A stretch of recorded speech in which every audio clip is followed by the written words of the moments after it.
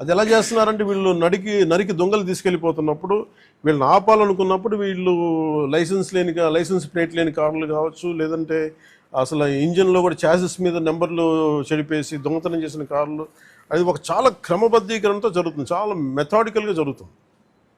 So వీళ్ళకి మేమేం చేసుకున్నామంటే వన్ సింపుల్ వార్నింగ్ అందరికీ ఇస్తుంది, ముఖ్యంగా రెడ్ శాండర్స్ అందరికీ కూడా. రెడ్ శాండర్స్ని ఎవరైతే సపోర్ట్ చేస్తున్నారో, మీరు స్మగ్లర్స్ కావచ్చు, కొట్టేసే వాళ్ళు కావచ్చు, కింగ్ పిన్స్ కావచ్చు, it's a very firm warning to you all.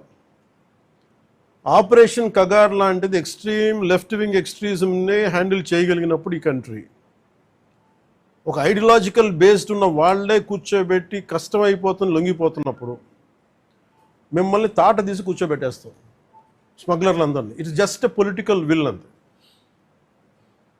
మీరు కనుక ఇదే పనిగా చేస్తే 6 to 9 months or 1 year అదే పని ఆపరేషన్ పెడతాం మీ అందరికి.